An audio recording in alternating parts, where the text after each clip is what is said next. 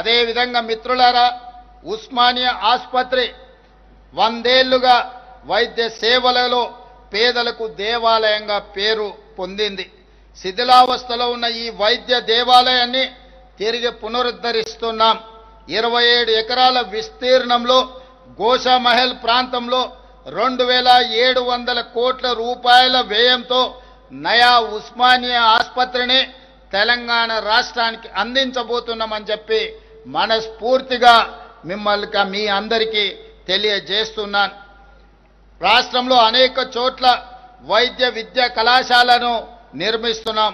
ప్రజాప్రభుత్వం ఏర్పడిన తర్వాత వైద్య ఆరోగ్య రంగంపై 16,521 కోట్ల రూపాయలను ఇప్పటి వరకు వ్యయం చేశాం. అదేవిధంగా మిత్రులారా, ఆడబిడ్డలు ఆశీర్వదించిన మా ప్రభుత్వం మహిళా ఉన్నతి తెలంగాణ ప్రగతి అనే నినాదంతో 1 కోటి మంది ఆడబిడ్డలను కోటీశ్వరులను చేయాలనే లక్ష్యంతో మేము ముందుకు సాగుతున్నాం.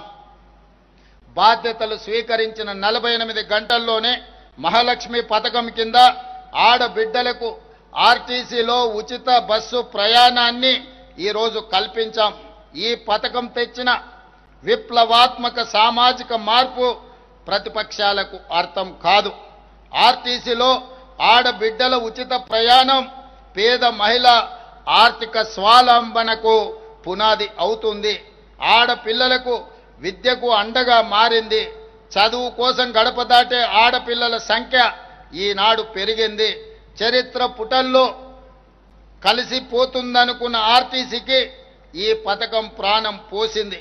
ఈ పథకం కింద ఆడబిడ్డలకు ఈ 20 నెలల్లో 6,790 కోట్ల రూపాయల ఆర్థిక సహాయాన్ని అందించింది.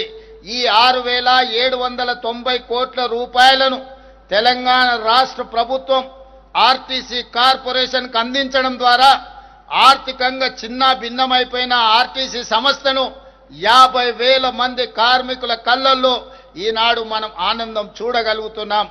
ఆ కార్మికులకు ప్రతి నెల మొదటి వారంలోనే జీత భత్యాలు అందించగలిగిన ఆర్థిక పరిపుష్టి ఈనాడు కార్పొరేషన్కు అందింది అనంటే ఈ పథకం ఎంతో ఉపయోగపడ్డది కార్మికులకు కూడా అని తెలియజేస్తున్నాను.